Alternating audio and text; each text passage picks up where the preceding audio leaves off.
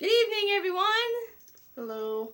Welcome to Flicks Talk. It's been a while. Remember Steve? It's been a while since he's been on the show.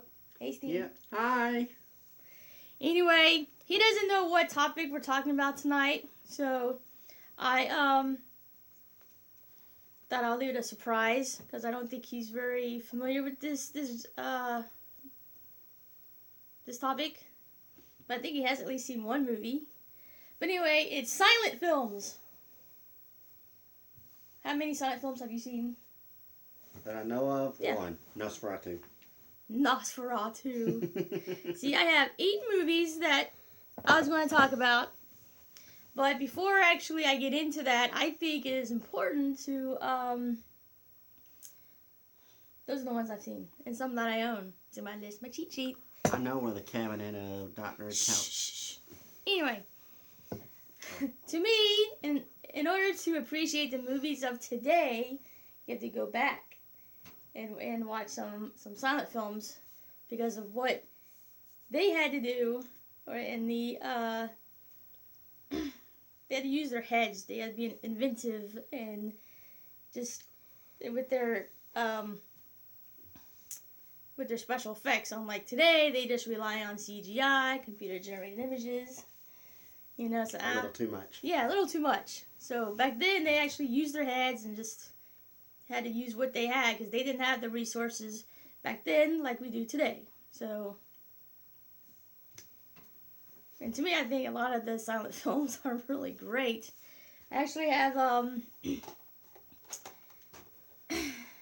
there's 8 of them I chose, and I've seen most of them, or the majority of them, or actually I've seen all of them except for 2 of them that I've seen some of, but then I kind of got bored with or fell asleep in.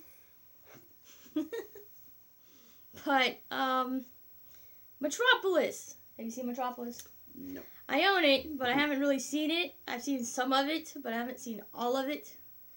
But I hear that if you see the poster, the original poster of Metropolis, it's worth some major money. Cool. Like you can retire stuff in that. That's how much money. But it came out in 1927, and it's still said even today that it's like the best sci-fi film ever, or like one of the best. Imagine that, a silent sci-fi. Mm-hmm. Birth of a Nation came out in 1915.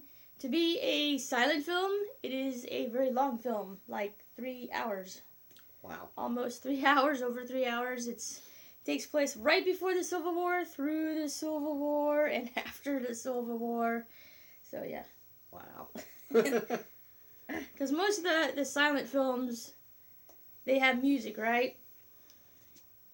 Organ music, whatever. But there's one of them that does not have it, and it's purely silent, and I thought I would totally, completely fall asleep in. But I didn't. Actually, it woke me up, and it was hilarious because it had Buster Keaton in it, and it was called The General, which came out in 1926. And there are some, stars you have to talk about when it comes to the silent films, like Buster Keaton, Charlie Chaplin, Lillian Gish, who is in Birth of a Nation, and she also is in some talkies, movies of today.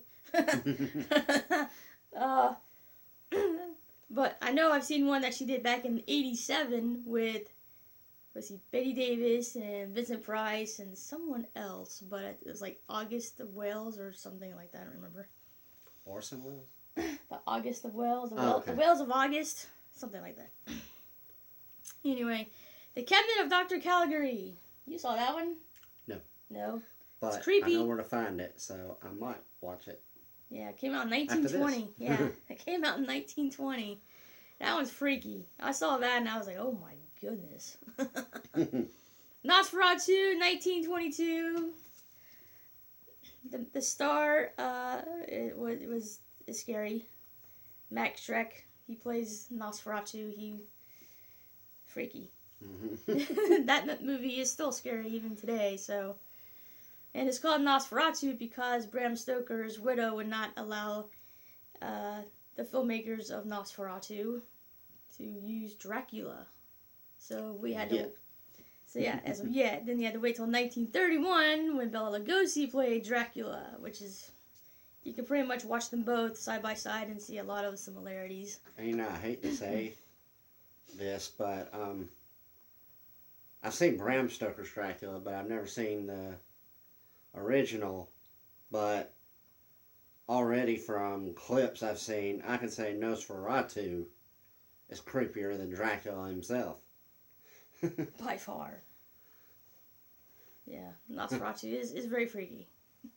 Maybe a little bit of editing problems here and there, but woof. Yeah, back to the general, Buster Keaton. It's just like, I kind of read up on it on IMDb, and he's pretty much on a train, almost like on a runaway train, and there's wood and stuff in the tracks, and he has to get the wood off as it's running. It's not going very fast, but it's funny. Whatever happens to him on the way happens to him back. It's hilarious. I highly recommend it. I got it from the library. Okay. Some of these movies you get from the library or Netflix or whatever. Then of course, Charlie Chaplin, the Gold Rush that came out in 1925. If you've seen Benny and June, Johnny Depp did the little roll dance, the bread roll dance. That was Charlie Chaplin. Oh, that's from that? That's from the Gold Rush, which is kind of neat. 1925, The Phantom of the Opera.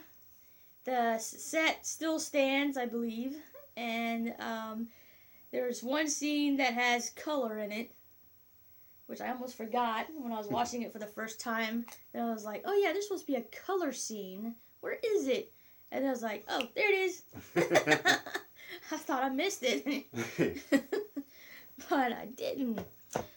Yeah, go ahead. I haven't seen that one, but I've seen the remake of the remake of the remake of the remake of the remake, etc. The musical. And I've been to the play, so.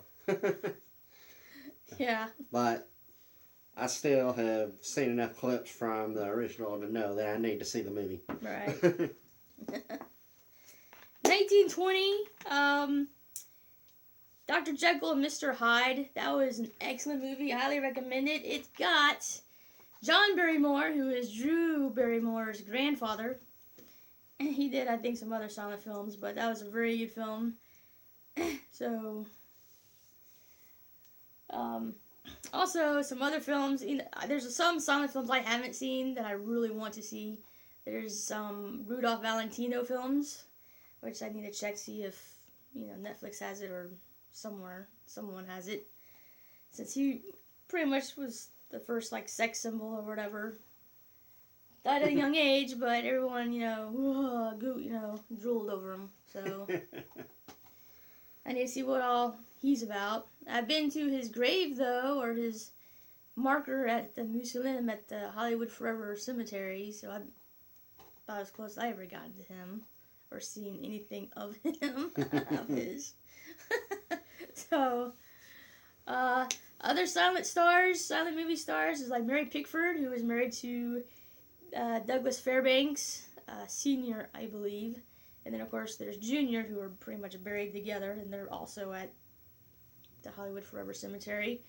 They have a lot of the older stars buried there.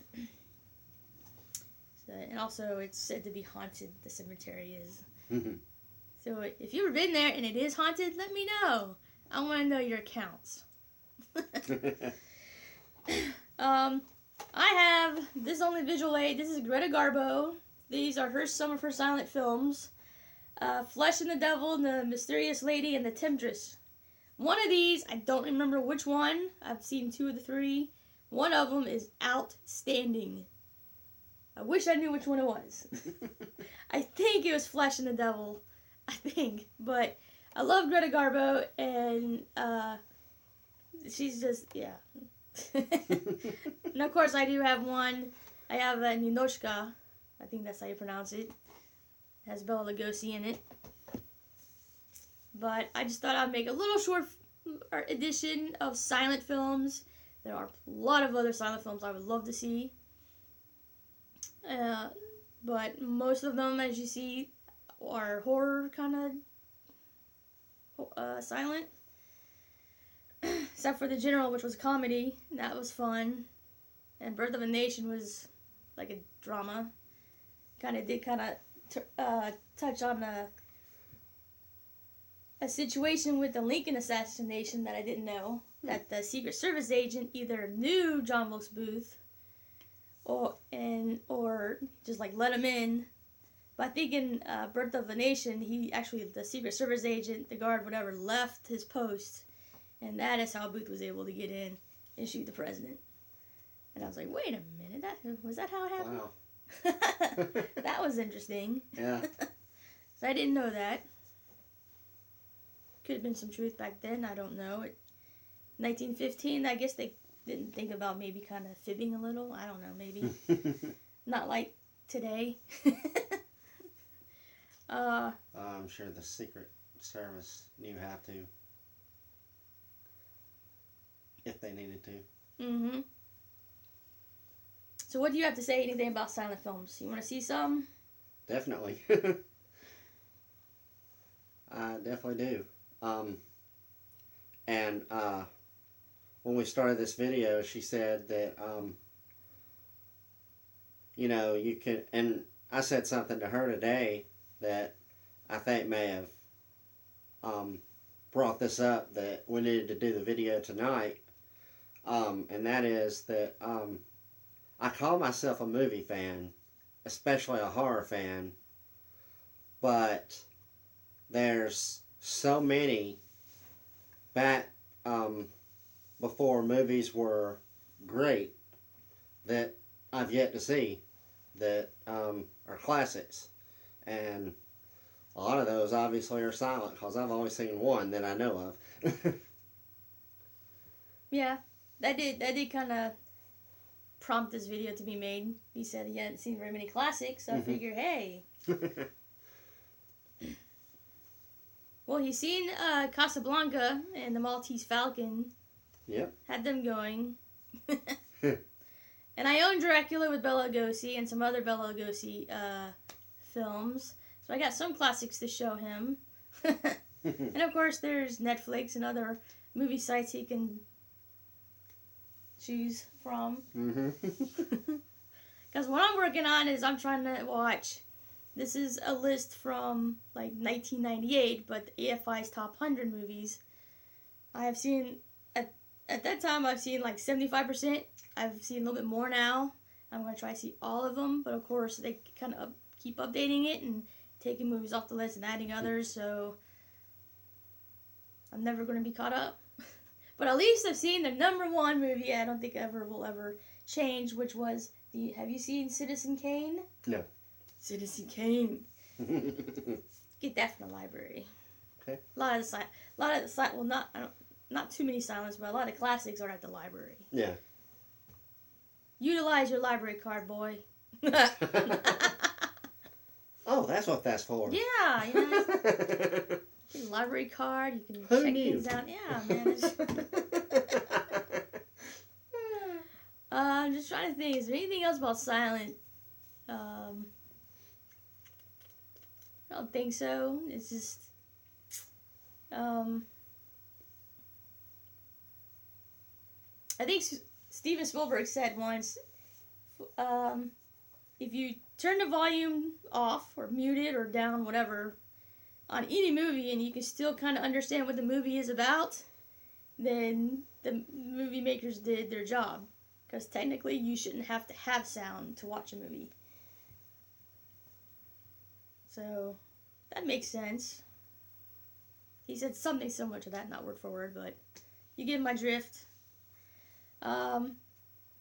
Like in horror movies nowadays, I mean, some of the best scares to me are ones that are right there, but, not the jump scares, but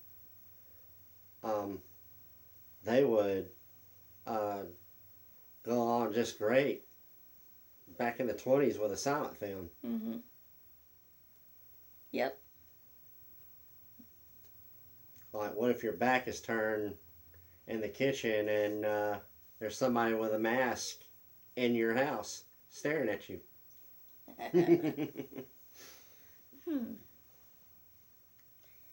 Yes, don't be the reason you were killed was because you were home. The strangers. Mm-hmm. Why are you doing this? Because you were home. That's kind of freaky, you know. We're just going to kill you because you were home. If you weren't home, obviously, we couldn't do it. I'm waiting for the second one to hear what their reason is this time. Who knows? We'll find out. See other silent. Let's see. Just comment or whatever. Let us know if there's any other silent films that you have seen that I didn't mention. I didn't mention all the ones I've seen, but I haven't seen that many. So I think that's pretty much most of them I have seen, except for the ones I showed you on the Garbo collection. Well, I know enough about Charlie Chaplin to know that pretty much his whole career was it was silent. Silent film. I think I've seen some of his other ones. I just like The Kid. There's The Kid. I don't think I've seen that one though. I may have. I don't remember. He's been in a lot, and I've seen some that I don't remember. But anyway, thanks for joining us. Thanks, Steve. You're welcome. He's got to come back and do more videos. Yes. Because I got some like AFI lists to do and some other topics in the works. So if you have a topic you want me to talk about, just comment and let me know. And me, my co-host will do it.